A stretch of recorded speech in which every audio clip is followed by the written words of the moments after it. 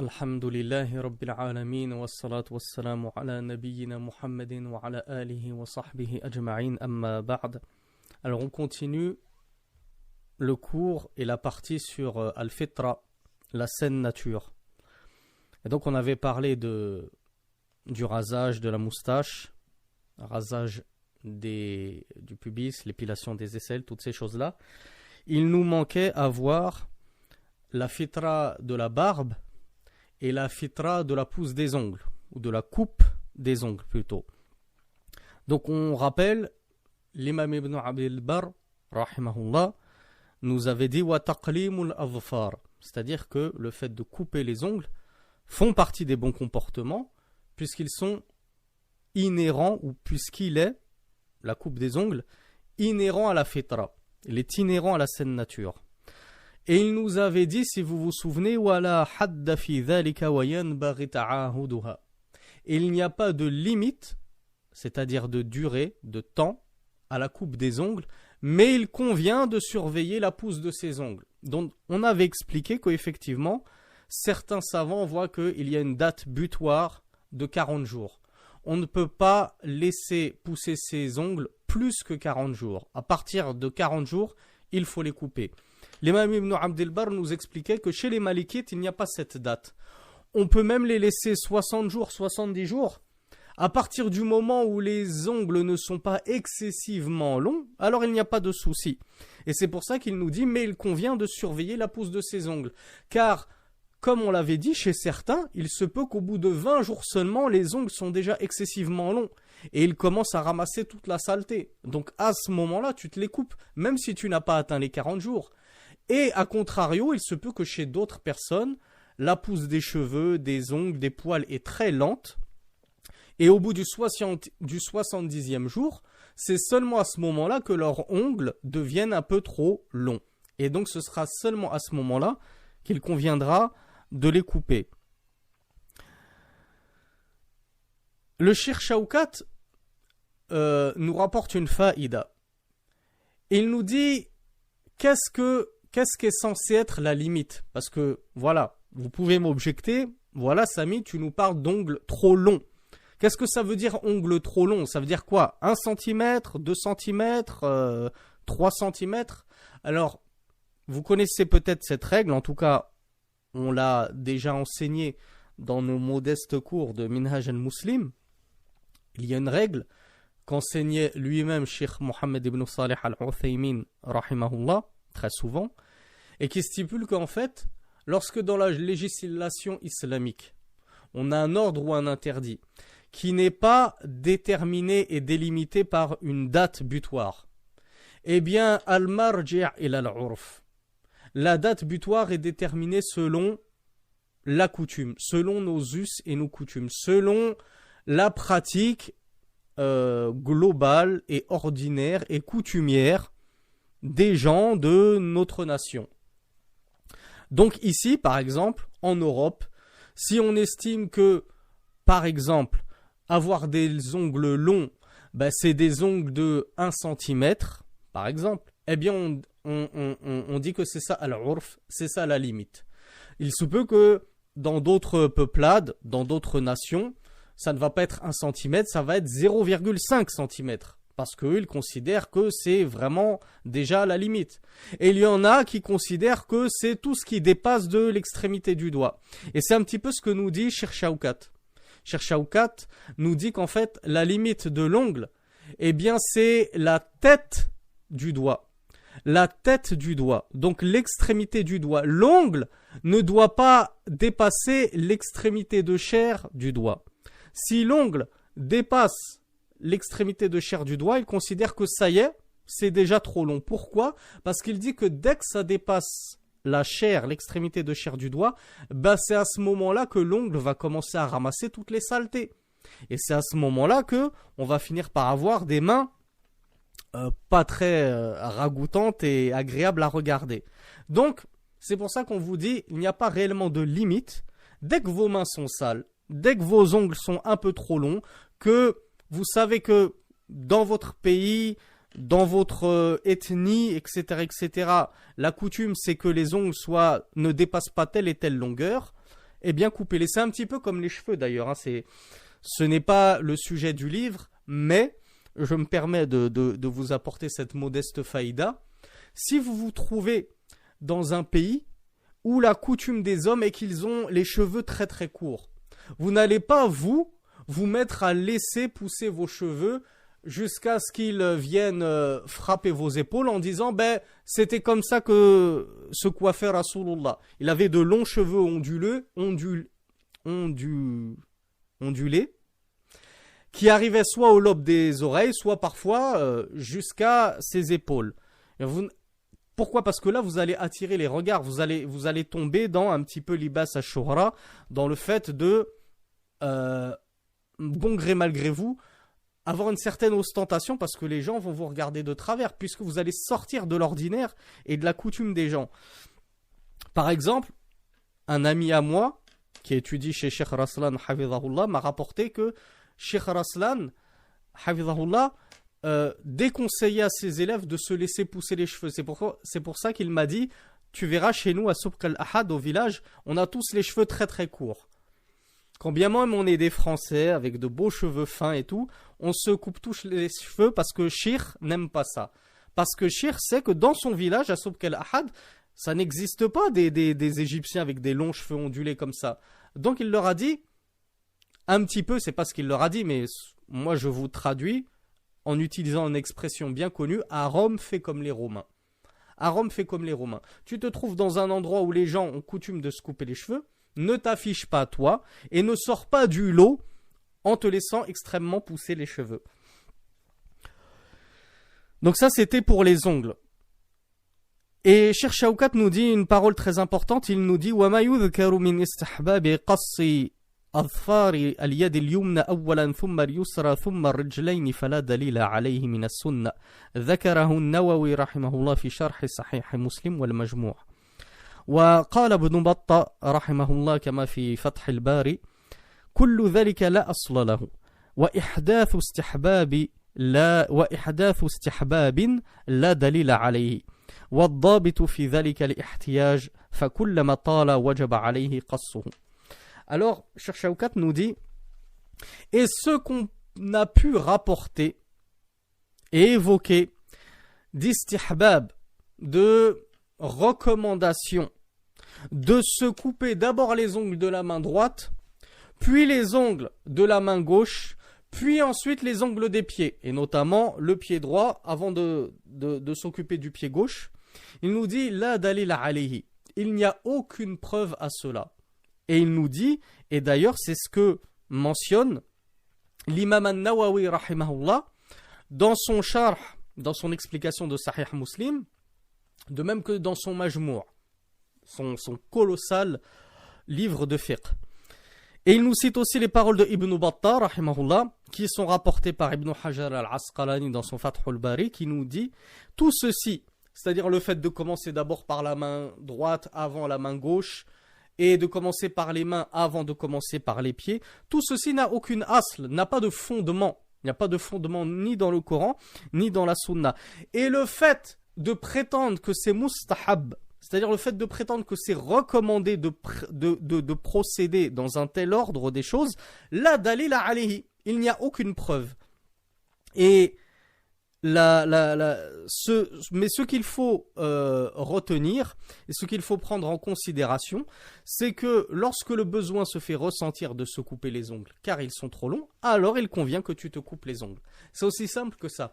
Alors j'aimerais revenir un petit peu sur cette règle qui vous est peut-être passée beaucoup trop vite et inaperçue, et que vous avez fait la grosse erreur de ne pas la noter dans votre cahier en prenant des notes, car c'est une règle fondamentale que moi personnellement j'ai apprise via les durus, les cours de Cheikh Mohammed ibn Salih al-Uthaymin, qui expliquait que pour ceux qui ont un petit peu étudié le fiqh, ils ont pu remarquer que souvent dans le fiqh on trouve yustahabbu dhalika wa yukrahu dhalika. Il est recommandé de faire ceci et il est détestable de faire cela. Dans le fiqh on trouve beaucoup de choses comme ça. Et souvent, je crois que j'avais donné un exemple dans le cours dernier ou dans les cours précédents.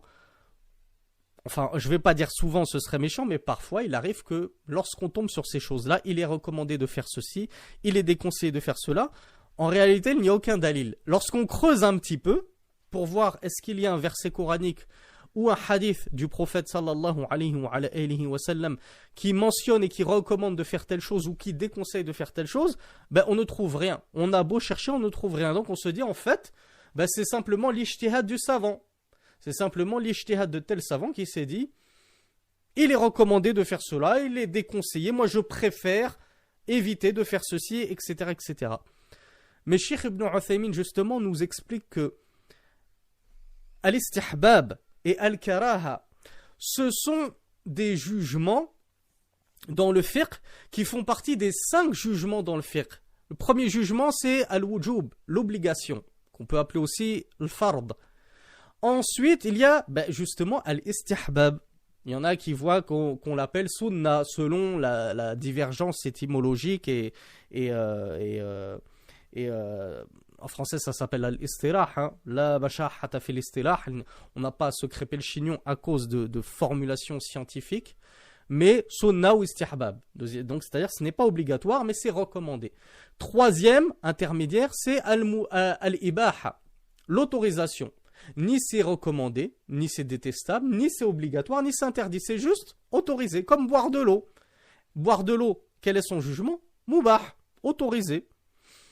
Ensuite, quatrième au niveau de l'échelle, al-karaha, la détestabilité. C'est-à-dire que si tu le fais, tu n'es pas puni. Mais si tu le délaisses, eh bien, tu seras récompensé parce que tu as délaissé pour Allah quelque chose de détestable. Et en dernier sur l'échelle, 5e position, al-haram, l'interdit. Là, c'est illicite, tu n'as pas le droit de le consommer. Cheikh Ibn Uthaymin nous dit donc al-istihbab qu'on a mis au 2e plan et al-karaha qu'on a mis au 4e plan, ce sont des jugements juridiques qui, de la même façon que le premier, al-wujub, l'obligation, et le dernier, al-haram, l'interdiction, nécessitent pour être pris en compte un dalil du Coran et de la Sunna. On ne peut pas dire comme ça au gré de nos passions, au gré de nos envies, parce que ça me chante, ah ben tiens, telle chose, je vais la rendre mustahab, je vais la rendre recommandée. Ah ben telle chose, je vais la rendre makrouh, détestable, etc., etc. Donc Ibn Uthaymin nous dit, pour prétendre que telle chose est mustahab, recommandée, ou que telle chose est détestable, makrouh, tu dois ramener un dalil. De la même façon que quand tu dis cette chose-là c'est wajib, c'est obligatoire, ou que tu dis cette chose-là c'est haram, c'est interdit, on te demande quelle est ta preuve, ya akhi. Amène-nous ton dalil et on te suit. Tu nous ramènes un verset coranique, un hadith prophétique, on te dit sami'na wa ata'na. Nous avons entendu et nous obéissons. Pourquoi sortir de cette règle du dalil, de al-ityan ou bid-dalil, de ramener sa preuve lorsqu'il s'agit de la karaha et de l'istihbab? Malheureusement, donc on en revient à nos moutons, vous pourrez trouver, pour ceux qui vont se mettre, incha'Allah, plus tard à étudier le fiqh, et là je vous fais gagner un précieux temps, que souvent, enfin, parfois vous allez trouver des yustahabbu dhalika, yukrahu dhalika, wala dalila alayhi, kama nahnu fi sadadihi. De la même façon que nous sommes en plein dedans. Ibn Battah, rahimahullah, nous dit, cette façon de faire, il serait préférable et convenable de commencer à se couper les ongles de la main droite, puis ceux de la main gauche, puis ceux du pied droit, puis ceux du pied gauche. On dit Hatu burhanakum in kuntum sadiqin. Apportez votre preuve si vous êtes véridique. Si vous avez une preuve de la sunna, on vous suit les yeux fermés et avec plaisir. Et on vous en remercie de nous avoir apporté une sunna que nous ignorions. Mais s'il n'y a aucune preuve de la sunna et aucune preuve du Coran, on ne peut pas se permettre de dire ceci est préférable. À la limite, mets-le en pratique tout seul de ton côté, mais n'enjoins pas les gens à te suivre comme si c'était une sunna à suivre. Donc voilà pour la faïda. قال ابن دقيق العيد رحمه الله في الإحكام وفي ذلك أي قص الأظفار معنيان أحدهما تحسين الهيئة والزينة وإزالة القباحة من طول الأظفار والثاني أنه أقرب إلى تحصيل الطهارة الشرعية على أكمل الوجوه لما عساه يحصل تحتها من الوسخ المانع من وصول الماء إلى البشرة. L'imam Ibn Daqiq al-Aïd nous explique que il y a dans le fait de couper ses ongles deux faïdas, deux profits, deux bénéfices. Il nous dit déjà le premier bénéfice, c'est l'embellissement. C'est l'embellissement de l'apparence. Le fait de se couper les ongles, avoir des ongles courts, c'est bien plus joli que d'avoir des ongles de 2 cm pleins de crasse à l'intérieur. Et même sans crasse, même si les ongles sont blancs, des ongles de 2-3 cm, on dirait plus un vampire ou une sorcière qu'autre chose. Il n'y a rien de joli là-dedans. Et entre parenthèses, de nombreux savants ont interdit même aux femmes, même mariées, même les femmes qui portent des gants, de ne pas laisser pousser leurs ongles outre mesure au point de ressembler aux femmes des mécréantes. Car ils disent que ceci, le fait d'avoir les ongles extrêmement longs, c'est la pratique des mécréantes. C'est la pratique des mécréantes, ce n'est pas la pratique des musulmanes. Les musulmanes ne se laissent pas outre mesure. On ne demande pas à nos sœurs de se ronger les ongles, au point d'avoir les ongles à moitié coupés, jusqu'au sang. Non, on leur dit juste attention, ne les laissez pas dépasser outre mesure. Mais ça peut légèrement dépasser, comme on l'a vu, la tête des doigts. Elles peuvent se faire une jolie manucure pour leur mari, à condition qu'elles n'exhibent pas ça dehors. Lorsqu'elles sortent dehors, si elles ont une manicure, si elles se sont mis du vernis, alors elles doivent se ganter. Elles doivent porter des gants. Elles ne peuvent pas, comme ça, exhiber leurs mains. C'est pareil pour la bague. Je sais que je sors un petit peu du sujet du cours, mais j'espère qu'il y aura un profit à rappeler ces choses-là. Les femmes ont le droit de porter des bagues, il n'y a aucun souci, surtout si elles sont mariées pour s'embellir pour leur mari. Mais si elles veulent sortir avec leur bague, qu'elles sachent qu'elles doivent mettre un gant. Soit elle enlève sa bague et elle sort sans sa bague, soit elle met un gant. Et nous, personnellement, nous ne pouvons que conseiller aux femmes de sortir gantées, afin d'éloigner la fitna et ne pas être la convoitise des hommes au cœur malade. Et le deuxième profil, la deuxième faïda, le deuxième bénéfice que nous rapporte Ibn Daqiq al-Aïd, il nous dit qu'en plus le fait d'avoir les ongles courts, ça permet d'être sûr que nos ablutions sont bonnes. Ça permet d'être sûr que nos ablutions soient bonnes. Pourquoi ? Parce que de nombreux savants ont dit que si la personne, homme ou femme, a une couche de crasse, excusez-moi l'expression, mais elle a une couche de crasse et de souillure et de saleté trop importante sur l'ongle, eh bien ça rend caduque ses ablutions. Ces ablutions sont invalides. On en revient au vernis à ongles. Quelle différence entre une grosse couche de crasse et une couche de vernis à ongles ? Dans les deux cas, ça rend le passage de l'eau sur l'ongle impossible. C'est comme un imperméabilisant. Ça empêche l'eau de toucher les ongles. Or, comme vous le savez, on l'a déjà étudié dans nos cours de fiqh, dans Minhaj al-Muslim, pour que les ablutions soient correctes, il faut que l'eau touche toute la main jusqu'au bout des ongles. Donc, que les sœurs qui aiment se parer de vernis à ongles sachent qu'elles doivent systématiquement le retirer avant de refaire leurs ablutions.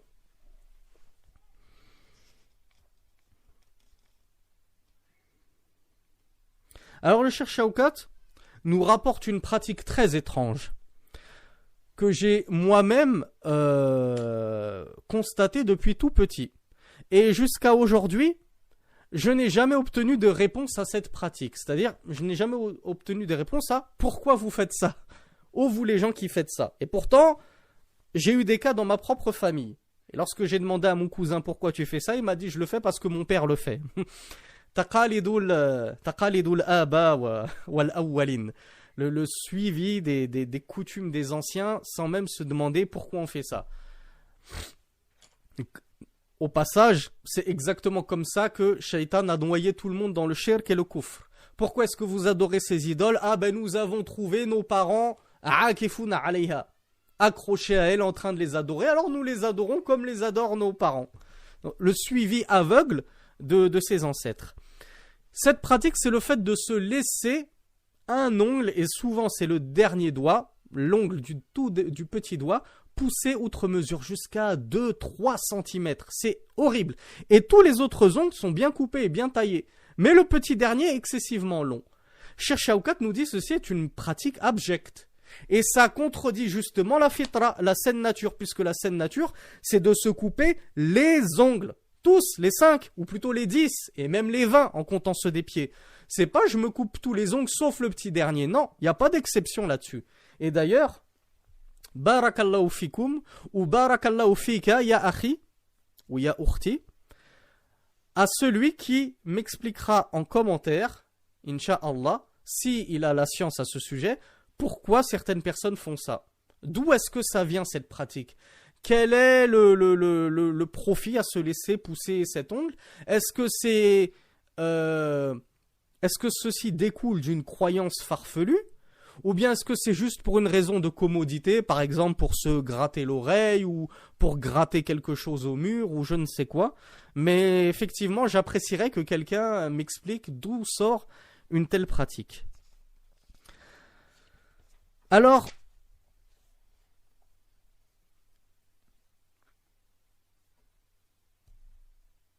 il y a une faïda. La faïda, c'était justement, celle que nous rapporte le cheikh, c'était justement la faïda du vernis à ongles. Donc j'ai pris un peu d'avance. Donc cette faïda, on l'a évoqué, hein, l'interdiction, ou plutôt l'invalidité des ablutions pour les sœurs qui les font alors qu'elles portent du vernis à ongles. Je ne sais pas pourquoi je pense à ça, mais petite faïda cadeau. C'est pareil pour l'invalidité des ablutions pour celui qui n'a pas fait istinja, qui ne sait pas laver les parties génitales après être allé aux toilettes.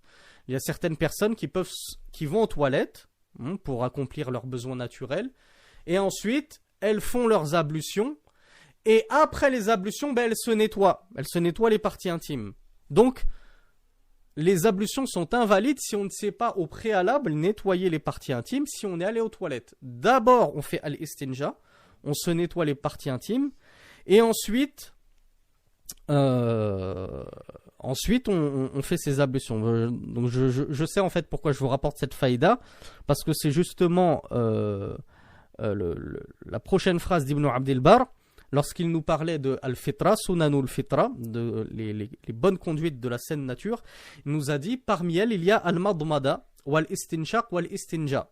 Donc, Al-Madmada, on l'a expliqué, hein, c'est le fait d'aspirer de l'eau avec sa bouche, et si possible, hein, vous savez que c'est une sunna de la faire tournoyer dans la bouche. C'est pas juste aspirer et recracher tout de suite. La sunna, c'est de bien faire tournoyer l'eau dans sa bouche, un petit peu comme ceux qui se font des bains de bouche. La deuxième, enfin l'autre sunna de Al-Fitra, de la saine nature, c'est Al-Istinshaq. On l'a expliqué, c'est le fait d'aspirer de l'eau par les narines et de recracher. Et on l'avait expliqué dans les cours de fiqh. La sunna ultime, c'est même de le faire avec sa main droite. J'aspire de l'eau par mes narines et je les recrache en aidant la sortie de l'eau avec ma main gauche. Et la dernière, c'est Al-Istinja. Al-Istinja, donc ça fait partie de la saine nature. Nous ne sommes pas des cochons. Nous les musulmans, nous ne sommes pas des porcs, sales, dégoûtants, comme les non-musulmans qui justement vont aux toilettes et ensuite ne s'essuient même pas, ou alors s'essuient simplement à la va-vite. Donc Al-Istinja, on l'a déjà expliqué, Al-Asl, la base c'est que ça se fait avec de l'eau, mais Allah subhanahu wa ta'ala nous a donné la facilité de nous essuyer et d'avoir un istinja valide, un lavement qui est considéré comme valide, même sans eau, si on procède avec des pierres ou, de nos jours, avec du papier hygiénique. Mais le meilleur, c'est soit tu joins les deux, tu commences d'abord par les pierres ou le papier hygiénique, puis, tu te laves avec de l'eau, soit tu te laves directement de but en blanc dès le départ avec de l'eau. C'est parfait. Avec de l'eau, c'est parfait. Et chez les non-musulmans, on trouve très très peu de personnes à se nettoyer avec de l'eau. Et pourtant, se laver les parties avec de l'eau après être allé aux toilettes, ça fait partie des sunan de la fitra. Ça fait partie de la saine nature. Et donc, comme je vous le disais, sachez que vos ablutions ne seront pas valides si vous les faites avant même d'avoir procédé à al-istinja, si vous ne vous êtes pas nettoyé après être allé aux toilettes, que ce soit pour la miction ou que ce soit pour la défécation. Ah, on arrive à un point très, j'allais dire laborieux. Il n'est pas laborieux, il est juste source d'éternel, même pas d'éternel débat, les sources de modernes débats. Car c'est réellement, depuis ces dernières années, que ce débat apparaît. À l'époque, il n'y avait pas matière à débattre. De quoi parle-je ? Eh bien, de la barbe. La barbe fait partie de la fitra. C'est se laisser pousser la barbe, c'est la saine nature. Celui qui se rase la barbe, il a contredit sa saine nature. Il est sorti de la saine nature. Le cheikh nous dit Al-lihya hiya sha'ru nabitu ala al-dhaqni wal-'aridaini min wajhi ar-rajul. Donc, le cheikh nous dit la barbe, c'est ce qui pousse sur le menton et sur les maxillaires inférieurs de l'homme. Bon, de l'homme, on connaît aussi des femmes à barbe, hein, qu'Allah les guérisse. Une femme à barbe a le droit de s'épiler la barbe, hein, qu'elle le sache. Elle n'est pas soumise à l'obligation de se laisser pousser la barbe, bien évidemment. Alors, c'est important de savoir qu'est-ce que al-lihya. Parce qu'il y a des frères qui vont dire, mais est-ce que j'ai le droit comme on le voit, de certains prédicateurs qui font fureur sur Internet, des petits jeunes, qui se rasent complètement les poils ici, ils ont juste un bouc, et ensuite ils disent, nous on est barbus. Allahu Akbar Kabiran. J'ai vu une vidéo de Cheikh Ismail Mounir, il y a une semaine ou 2 semaines, qui a eu le culot de dire « nous les barbus ». La ilaha illallah. Meskin le frère. Meskin le frère qui il se considère peut-être sincèrement comme un prédicateur barbu. Tout le monde connaît Ismail Mounir, c'est même pas 1 centimètre qu'il a, c'est une barbe de 3 jours. Et il dit voilà, nous, on a du mal dans la société, nous les barbus. Subhanallah, miskin akhi, si toi t'as du mal avec 0,5 cm de barbe, j'ose même pas imaginer le mal que doivent avoir les vrais barbus. Déjà que moi je me considère même pas comme entre guillemets un vrai barbu, étant donné que ça ne pousse pas bien partout, mais qaddarallah wa ma sha'a fa'ala, c'est ce qu'Allah subhanahu wa ta'ala m'a prédestiné. Mais ceux qui ont de belles barbes, de bonhommes bien virils, qu'est-ce qu'ils doivent dire eux? Donc j'en rigole, hein, mais c'est important de savoir justement qu'est-ce que la barbe. Qu'est-ce qui est considéré comme poil de la barbe? Qu'est-ce que j'ai le droit de me raser et qu'est-ce que je ne peux pas raser? Alors, c'est bien que ça se fasse en vidéo parce que la dernière fois, j'avais expliqué ça à un frère, je crois que c'était sur Messenger, donc il n'y avait pas la vidéo. Donc c'est pas évident à expliquer, mais sur la vidéo, disons que prenez la moitié de votre oreille. Alors ici, vous prenez la moitié de votre oreille. Vous tracez un trait jusqu'à sous votre nez. Vous allez jusqu'à l'autre moitié de votre oreille. Tout ça, c'est la barbe. Tous les poils qui sont sous cette ligne méridienne, c'est considéré comme les poils de la barbe. Donc, qu'est-ce qu'on en comprend? On en comprend que les poils qui sont au-dessus de la moitié de l'oreille, donc les poils qui sont sur la partie supérieure de l'oreille, ça fait partie en fait des pattes, ça fait partie des cheveux, ça ne fait pas partie de la barbe. Hein, on a souvent certains frères qui n'osent pas toucher à tous les poils qui sont ici, sur la partie supérieure de l'oreille. Non, c'est les pattes. Pattes, vous pouvez y toucher, vous pouvez les raser comme vous raseriez les cheveux. Mais ce qui est en dessous, donc l'autre partie médiane de la barbe, ben justement, c'est les poils de la barbe. Ce ne sont plus considérés comme les pattes. Vous n'avez pas le droit d'y toucher. On a certains frères qui ont une barbe qui remonte bien comme ça. Vous voyez, jusqu'ici, là, au niveau des narines. Et comme ça, sur tout le visage. Ça, mon frère, ben, c'est tes joues. Et les poils qui poussent sur les joues, ce sont les poils de la barbe. Tu n'as pas le droit de te la jouer beau gosse, comme je l'ai dit, comme certains prédicateurs qui rasent bien. Ils ont juste un petit bouc. Ici, il n'y a plus rien. Parce que voilà, ils trouvent que ça fait sale, blablabli, blablabla. On s'en fiche. On s'en fiche que tu trouves que ça fait sale. Tu n'as pas le droit de raser ces poils-là. Mais ce qui pousse sur les pommettes, c'est, alors la joue c'est ça, hein, c'est ce qu'on a en plein milieu du visage, et les pommettes c'est au-dessus. Donc c'est la partie supérieure de la joue et sous les yeux. Alors on a certains frères qui sont éprouvés, leur barbe remonte vraiment très très haut. Là vous avez vu, ça dépasse la ligne que j'ai tracée ici et qui va jusqu'à la moitié des oreilles. Là ils ont carrément des poils qui arrivent jusqu'ici, sous les yeux, ça, ce qu'on appelle le dessus des pommettes. Ça tu as le droit de les raser, ça c'est plus considéré comme de la barbe. Ça, ce n'est plus considéré ces poils-là qui sont de la barbe. Mais tout ce qui est à partir de cette ligne-là, ça c'est ta barbe. Tu ne peux pas y toucher. Ça fait partie de la fitra, de la saine nature. Alors, j'ai dit tu ne peux pas y toucher.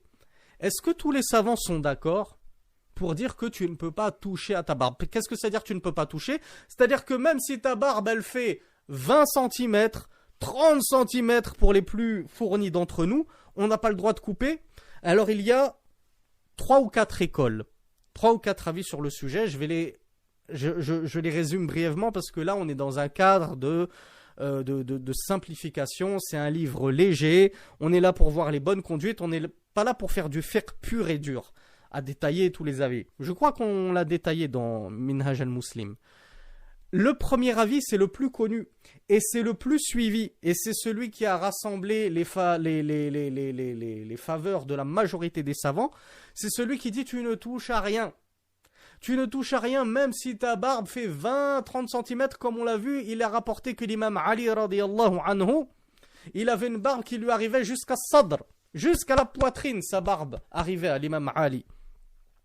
Il est rapporté que le prophète sallallahu alayhi wa sallam lui-même avait une barbe très fournie, tellement fournie qu'on la voyait de derrière. Lorsqu'il dirigeait en prière, on voyait de derrière les mouvements de sa barbe, tellement elle était bien fournie en longueur et en épaisseur et en largeur.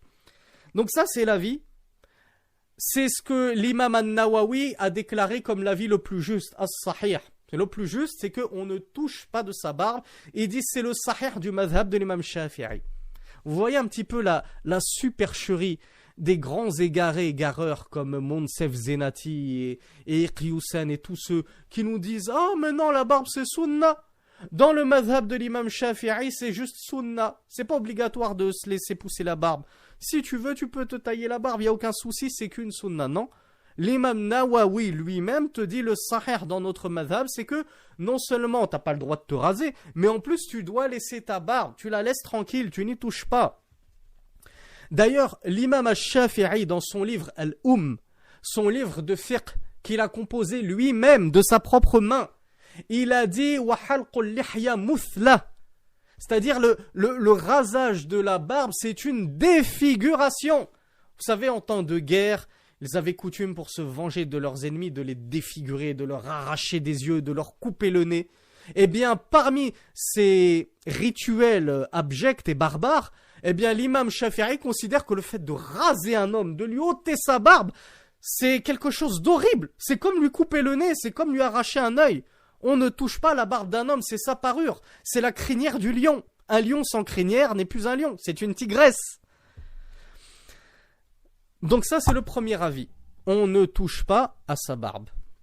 Deuxième avis, il est autorisé de toucher à sa barbe, mais uniquement lorsqu'elle atteint et lorsqu'elle dépasse al-qabda. La qabda, c'est la poignée. Je prends ma barbe dans ma poignée, dans ma main. Tous les poils ici, on ne voit pas très très bien à la caméra, tous les poils ici qui dépassent de la poignée, j'ai le droit de les couper. Ça, c'est le deuxième avis. Ils te disent yajouz. C'est autorisé de couper ce qui dépasse.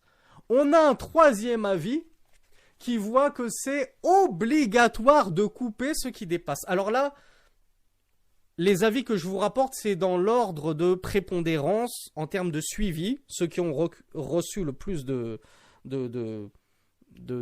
suiveurs, justement.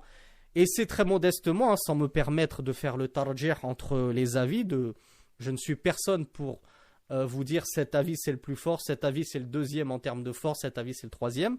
Mais au moins en termes de suivi, le troisième avis, qui est déjà, je vous l'avoue, très minoritaire, c'est qu'il est obligatoire de couper tout ce qui dépasse de al-qabda. Et c'est un avis qui a été suivi déjà par certains salafs, et c'est un avis qui a été très défendu, j'allais dire de nos jours, même si Cheikh Al-Albani rahimahullah est mort depuis maintenant quasiment une vingtaine d'années, il a été très défendu par Cheikh Al-Albani rahimahullah. Cheikh Al-Albani voyait qu'il fallait obligatoirement couper ce qui dépassait du poing, et on ne pouvait pas laisser sa barbe plus que le poing. Et lui, il dit que ça a été rapporté d'Ibn Omar, et ça a été rapporté de Abu Hurayra, radiyallahu anhuma, qu'ils taillaient tout ce qui dépassait du poing de leur barbe. Cette preuve, elle est discutable, et elle a été discutée. Pourquoi ? Car, en réalité, ce qui a été rapporté d'Ibn Omar, c'est qu'il le faisait pendant les rites du pèlerinage et de la Umrah, du grand pèlerinage et du petit pèlerinage.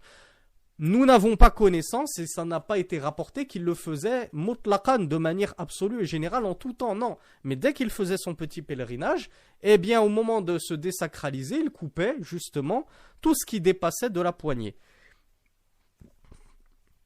Et enfin, quatrième avis, et alors là c'est le plus minoritaire, et c'est peut-être le plus faible, c'est un avis qui a été suivi par certains contemporains, notamment justement Salih al-Sheikh, parce que on a quelques frères qui ont une mauvaise opinion de nos savants et qui disent regardez leur chouyour salafi comme Salih al-Sheikh, comme plus récemment notre Cheikh al-Anzi, hafidhahullah.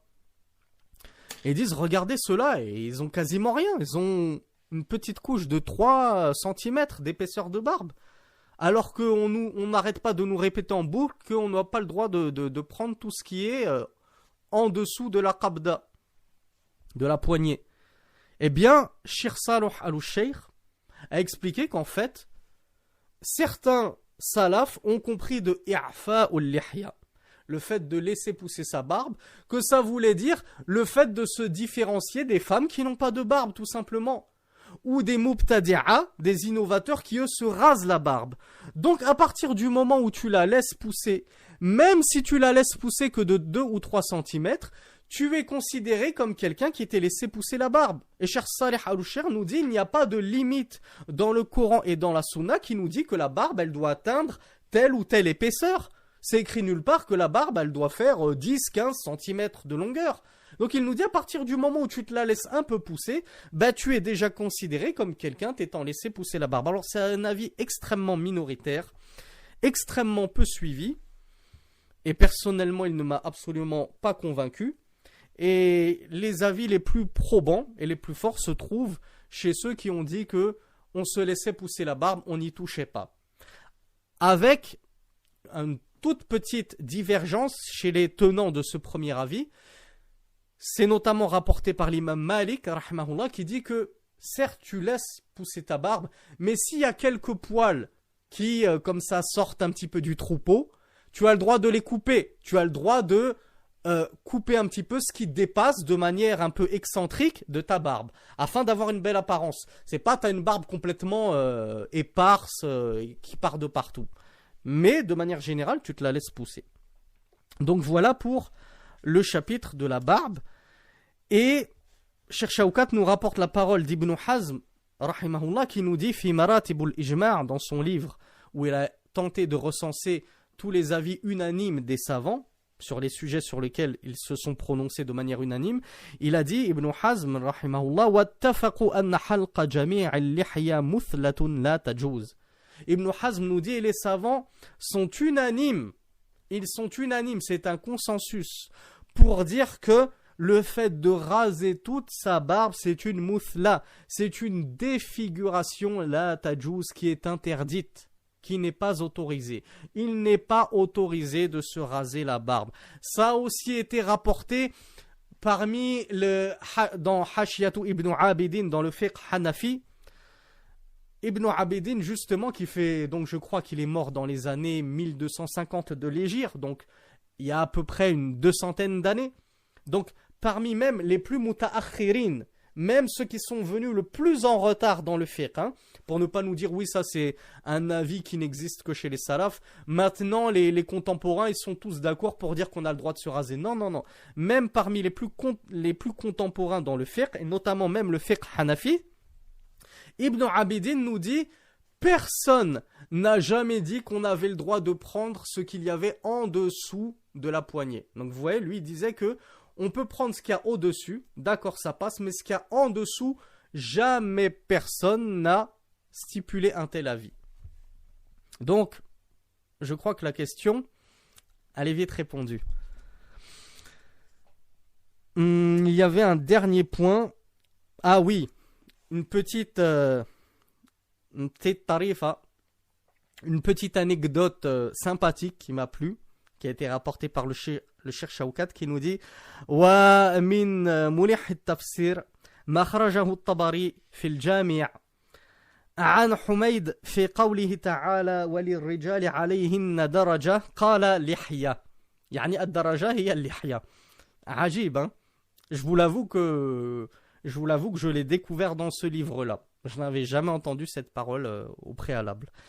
Donc Cheikh Shawkat nous rapporte, il nous dit parmi les petites perles précieuses qu'on peut trouver dans le tafsir de l'imam at-Tabari, rahimahullah, qui est le plus grand et le plus majestueux et le plus conséquent des tafasirs, des exégèses du Coran.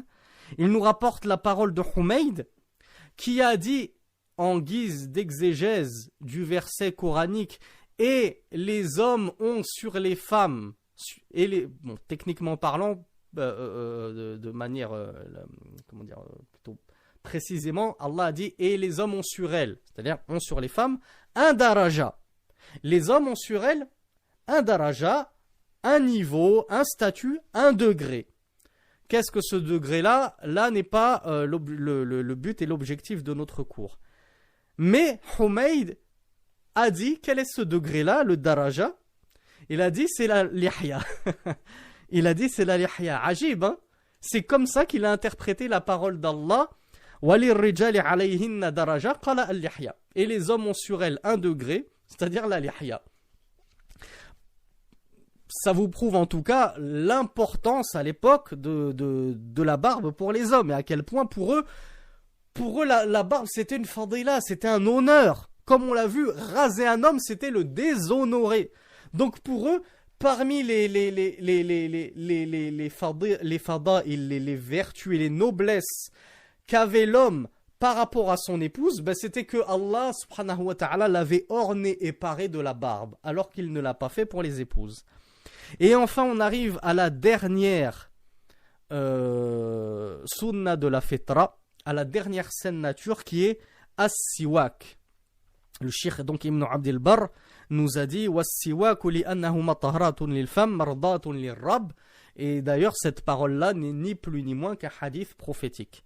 Le prophète sallallahu alayhi wa sallam a dit le siwak est une purification pour la bouche et un agrément pour le Seigneur. Notre Seigneur, Allah subhanahu wa ta'ala, agrée que nous brossions les dents, notamment avec le siwak.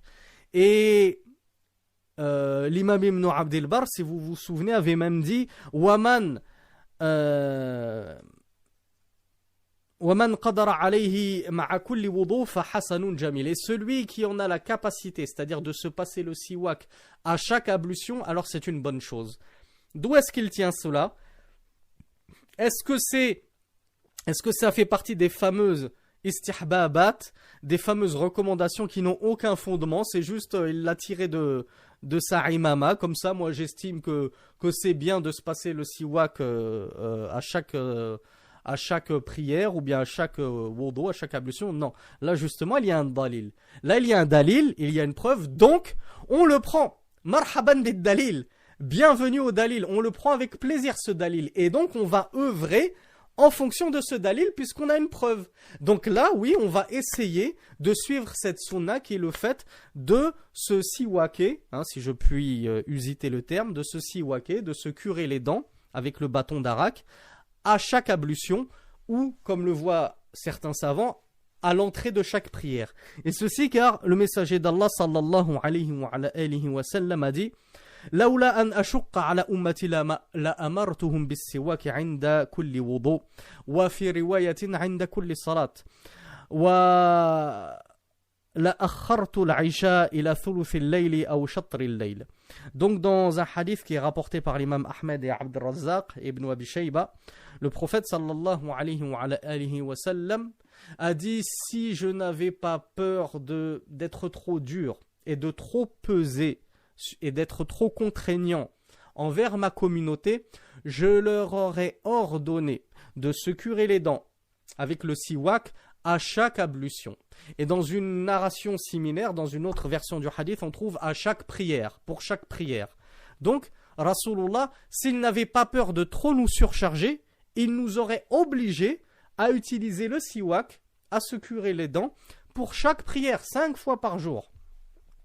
Et il a aussi dit, dans le même hadith, et j'aurais retardé le Isha jusqu'à le tiers de la nuit, voire la moitié de la nuit. Ah, petite faïda, c'est de là qu'on tient ce jugement que le Isha, sa date limite, sa date butoir, c'est le tiers de la nuit ou la moitié de la nuit. C'est de là. Le prophète, et en plus, non seulement on n'a pas le droit de prier le Isha au-delà du tiers de la nuit ou de la moitié de la nuit selon la divergence qui existe dans le fiqh entre les savants, sans raison, hein, sans raison. Maintenant, si c'est parce que tu t'es endormi ou que tu étais malade ou que la femme était en état de menstrue et qu'elle ne s'est purifiée que après le premier tiers de la nuit ou la première moitié de la nuit, là il n'y a pas de souci. Mais sans haja, sans nécessité, on n'a pas le droit de repousser le Isha à après le premier tiers de la nuit ou après la première moitié de la nuit selon la divergence qui existe entre les savants. Et justement, la deuxième faïda qu'on en retire, c'est que c'est même préférable de retarder la Isha. C'est préférable pour ceux qui en ont la capacité, et si le peuple, et si les gens, si les fidèles ont la capacité, bon maintenant c'est très très rare, hein, dans nos mosquées on ne trouve quasiment plus ça, mais si les fidèles se mettent d'accord avec leur imam, ya imam, on va retarder le Isha, on va pas le prier pile poil après la disparition du Shafaqul Ahmar, du crépuscule et des lueurs rouges, dès qu'il fait vraiment nuit noire, non, on va retarder jusqu'au premier tiers de la nuit, voire à la moitié de la nuit. Alors c'est même meilleur car Rasulullah a dit, si je ne craignais pour ma communauté, j'aurais retardé le Isha jusqu'à le premier tiers de la nuit, ou jusqu'à la première moitié de la nuit. هذا والله أعلم وصل اللهم على نبينا محمد والحمد لله رب العالمين.